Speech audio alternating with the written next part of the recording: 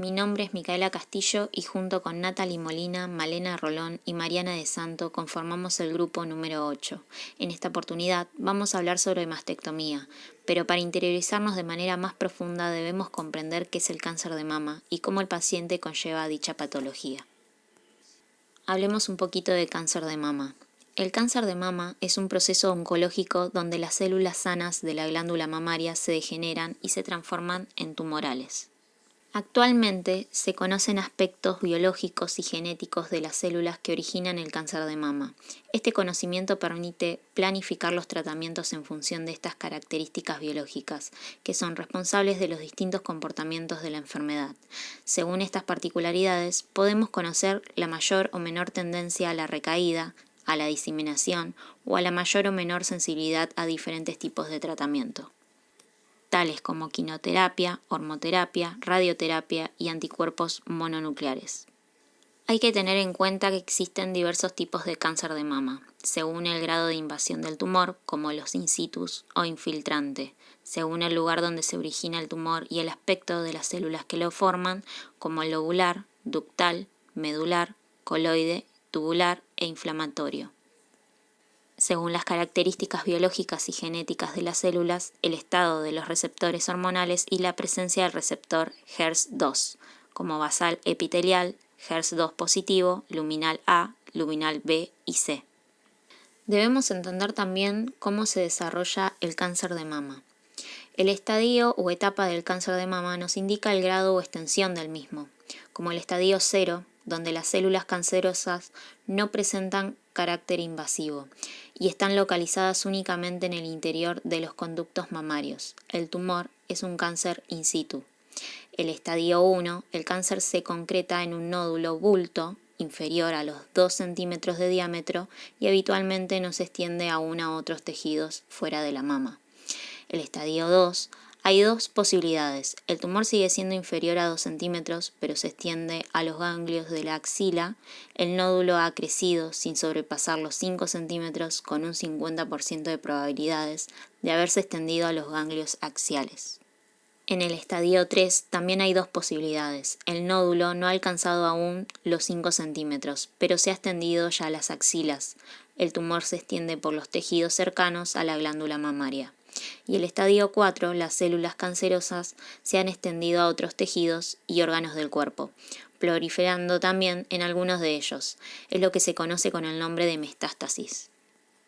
Como dato de color podríamos decir que las metástasis son grupos de células tumorales que se diseminan por el cuerpo y se alojan en lugares distintos a aquel que se originó el tumor. Existen dos tipos de metástasis, las linfáticas o ganglionares y las metástasis a distancia. La diferencia es que en el alojamiento de las células tumorales, en las linfáticas o ganglionares, se hallan en los ganglios linfáticos, mientras que en las metástasis a distancia, el alojamiento de las células se hallan en otros órganos o partes del cuerpo. Una de las preguntas que nos realizamos con frecuencia es ¿a quién afecta y por qué? El origen del cáncer es desconocido. No se puede afirmar que el cáncer de mama afecte con preferencia a una tipología de mujer determinada, pero la medicina ha buscado factores que pudieran indicar una mayor probabilidad de sufrir la enfermedad y los ha denominado factores de riesgo.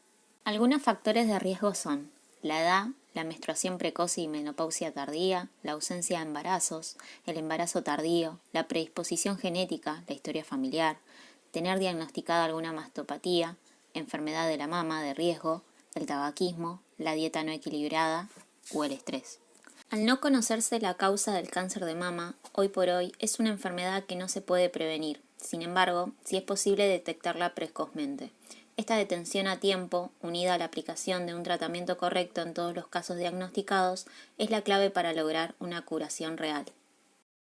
Los signos y síntomas más habituales y a los que hay que estar más atentos son los nódulos o bultos palpables en la mama, la retracción del pezón, alteraciones en la piel de los senos, irritación, enrojecimiento, hundimiento, secreción de líquido del pezón, sobre todo si se trata de sangre o se da solo en una mama, cambios en la forma o tamaño de las mamas, Dolor en cualquier parte del seno, aunque generalmente este no es un síntoma característico en una fase inicial del cáncer de mama.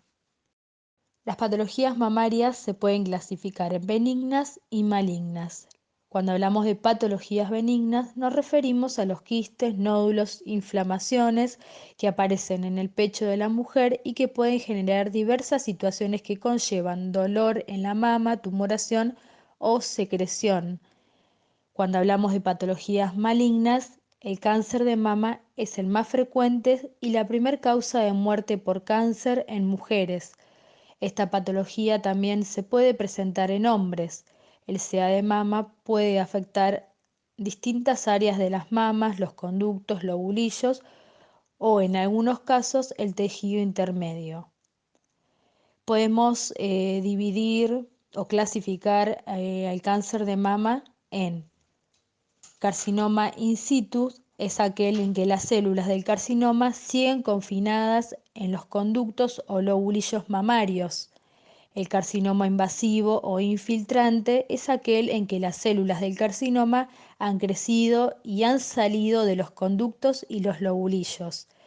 El cáncer de mama recurrente es aquel cáncer que reaparece en las mismas mamas o en la mama opuesta o en la pared torácica después de un periodo durante el cual no se detectó.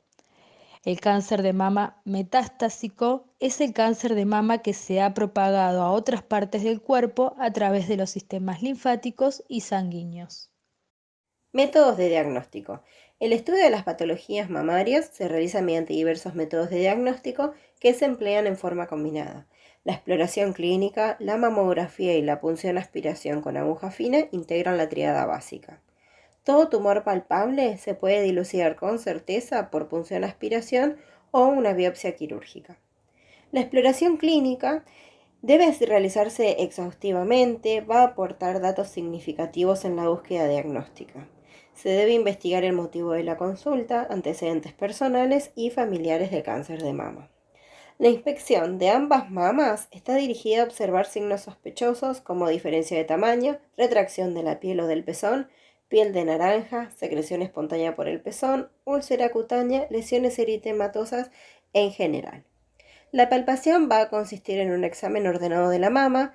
Si se detecta un tumor, se debe detallar ubicación topográfica, forma, tamaño, consistencia, borde, superficie, sensibilidad y movilidad o fijación.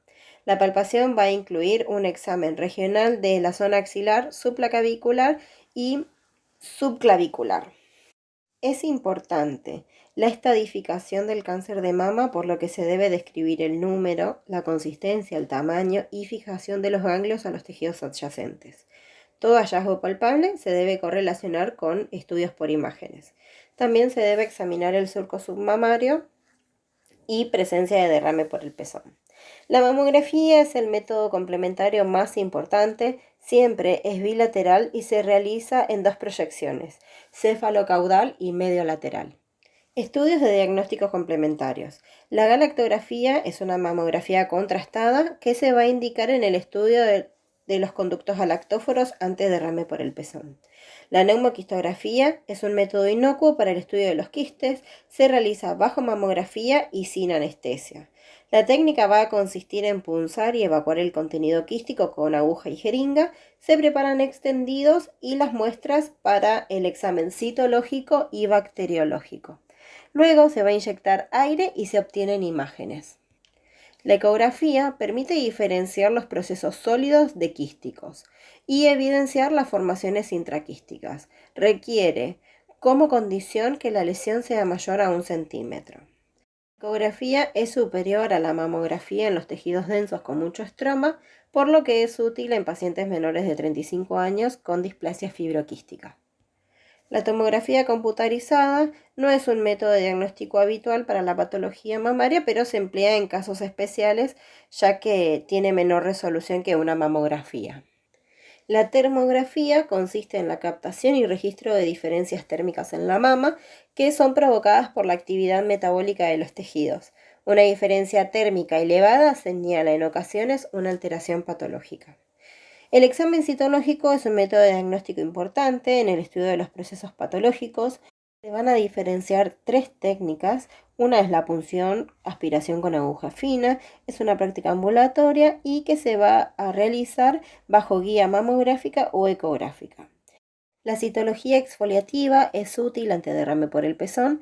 En este caso se van a efectuar varios extendidos en portaobjetos que se van a fijar en alcohol y luego de ser estudiados va a permitir estimar el diagnóstico etiológico.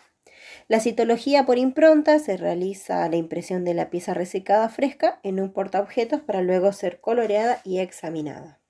Examen histológico. La biopsia es la extirpación de tejido para su examen histológico, cuyo resultado va a establecer el diagnóstico definitivo. Los métodos histológicos son biopsia por congelación y diferida.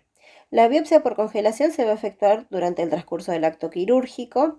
La pieza extirpada en seco se va a congelar con nitrógeno, se la va a seccionar en pequeñas láminas y luego de examinarlo se va a determinar la conducta terapéutica a seguir para la paciente. La biopsia diferida, el espécimen resecado se va a fijar en formol y se va a procesar según el protocolo histológico de inclusión en parafina. Luego, los tipos de biopsia pueden ser excisional e incisional. La biopsia excisional es la extirpación total del nódulo benigno o la zona sospechosa con un margen de tejido normal. La biopsia incisional es la extirpación de un fragmento de la lesión palpable. Pueden ser biopsia percutánea, una extirpación en cuña del tejido a cielo abierto y la biopsia de la piel mamaria. Bueno, vamos a hablar de lo que es mastectomía, de los tipos de mastectomía que existen, del instrumental y los materiales. Bueno, para empezar vamos a decir lo que es una mastectomía, que consiste en la extirpación de la glándula mamaria o parte de ella. El instrumental y los materiales que se utilizan, cabe mencionar primero que hay que preparar 2 mesas, una que es para la linfadenectomía axilar y otra para la resección tumoral en sí. Bueno, una caja de mastectomía lo que tiene es un pote para el antiséptico, un pote para la solución fisiológica, 2 pinzas portahisopos, 6 pinzas Bachhaus, 2 pinzas Doyen de segundo campo, 2 mangos de bisturí número 4 cortos, 2 tijeras de Metzenbaum, 2 tijeras de mayo, una recta y una curva, una pinza dientecillos, una pinza disección, 2 pinzas dientes de ratón, 2 separadores Farabeus anchos, 4 Farabeus angosto, 6 pinzas Cray rectas, 8 pinzas Cray curvas, 8 pinzas Coger rectas cortas, 2 pinzas Coger curvas cortas, 2 pinzas Coger rectas largas, 3 pinzas Bertola, una pinza pasahilos de 20 centímetros, 4 pinzas Aris, 2 tenáculos de Lahey, 2 pinzas aros, 2 portaagujas medianos. Y entre los materiales que vamos a utilizar están la venda de gasa, la hoja de bisturí número 24, un electrobisturí, hisopos o garbanzos, jeringa de 20, tubo de látex o silicona, fuelles aspirativos y suturas que en cada técnica quirúrgica varían, que después la vamos a mencionar. Posición de la paciente. Se ubica en decúbito dorsal con el brazo en abducción, colocado sobre un apoyo o tabla braquial. Se realiza la antisepsia y la colocación de campos. Vamos a colocar un campo grande doble sobre el apoyo y la mesa de operaciones. En el brazo vamos a colocar un campo chico con una venda camiseta, lo vamos a envolver con venda de camiseta. Vamos a colocar un campo grande podálico por debajo del surco mamario, un campo grande cefálico y un campo chico sobre la línea media. Bueno, para la resección del tumor debemos mencionar que existe un tratamiento conservador, que es la opción para tumores no evolutivos, tiene un doble objetivo que es oncológico-estético, incluye la resección tumoral mediante una tumorectomía o una cuadrantectomía, la linfadenectomía axilar de los 2 primeros niveles y la radioterapia adyacente. Bueno, la cuadrantectomía consiste en extirpar el cuadrante mamario donde se localiza el tumor con una corona de seguridad de 2 a 3 centímetros de tejido sano. La técnica quirúrgica es la misma que una mastectomía simple. Mastectomía simple. Consiste en la extirpación de la glándula mamaria sin vaciamiento axilar a través de una incisión generalmente horizontal, si bien no se puede especificar qué tipo de incisión es la utilizada. Eso depende de la ubicación de la neoplasia, tiene una indicación o una finalidad más paliativa que curativa. Luego de la antisepsia y colocación de campos, se incide la piel, se toman los colgajos con ALICE, se liberan 3 centímetros de tejido celular con bisturí o tijera Metzenbaum. Se hace el control de la hemostasia, se palpa el tumor, se repara con lino 40 para iniciar la resección. Es fundamental escindir el tumor con un margen de 2 a 3 centímetros de tejido sano. Se realizan cortes con tijera y electrobisturí verificando los márgenes. Completada la extirpación, se marca el espécimen, se señala con un punto de CAD el borde interno y un punto de lino 40 el borde externo, pasados con una aguja triangular medio círculo de 25 milímetros o bien con 2 puntos de lino 40. El cirujano puede efectuar un examen macroscópico previo a la biopsia por congelación. El patólogo emite el diagnóstico, emite si hay invasión del parénquima sano y controla si los márgenes resecados son adecuados. Esta información debe ser antes de iniciar la síntesis y el vaciamiento axilar. Finalizada la ectomía, se realiza hemostasia del lecho con electro y o puntos de CADU simple 2 ceros, se aproxima la piel con nylon 3 ceros o 4 ceros, se hace una curación plana compresiva. Mastectomía radical modificada combina una mastectomía simple con la extirpación de los ganglios linfáticos axilares. Esta cirugía se realiza cuando no es posible un tratamiento conservador. La posición, la antisepsia y la colocación de campos es igual que una mastectomía simple. Existen varias incisiones. Está la incisión de eje oblicuo que elimina bien los tumores céntricos, superoexternos e internos para tumores periféricos del eje vertical. Incisión transversa de estibor fino quieto, se extirpan tumores céntricos, tumores periféricos situados en el eje horizontal. Esta cirugía tiene dos objetivos, oncológico y estético. Permite una amplia extirpación de la neoplasia y ofrece un excelente campo para el vaciamiento axilar, una cicatriz menos visible, favorece la reconstrucción mamaria posterior. Bueno, dentro de la mastectomía radical modificada existen dos intervenciones, una que es la de intervención de Madden y otra la de Patey-Merola. La intervención de Madden consiste en la ablación de la glándula mamaria junto con la aponeurectomía del pectoral mayor y la linfadenectomía axilar, conservando ambos músculos pectorales. La técnica se describe a través de una incisión transversa. Por regla general se comienza el corte y la movilización del colgajo superior desde el borde interno al externo.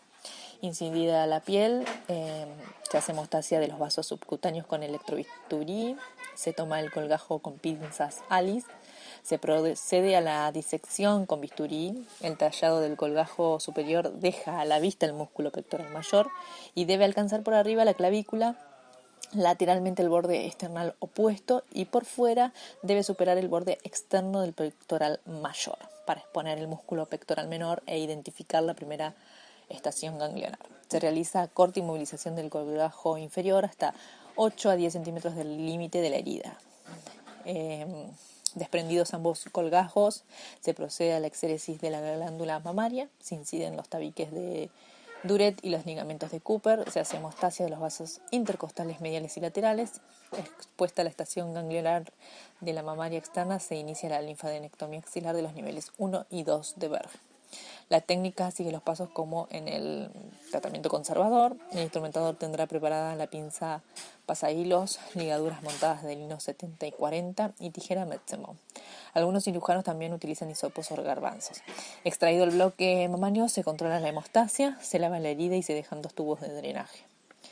Uno en el hueco axilar y otro en el lecho de la mastectomía. Se fijan con nylon 3 ceros o lino 40 y la piel con nylon 3 ceros, aguja recta, puntos separados. Luego se realiza una curación plana.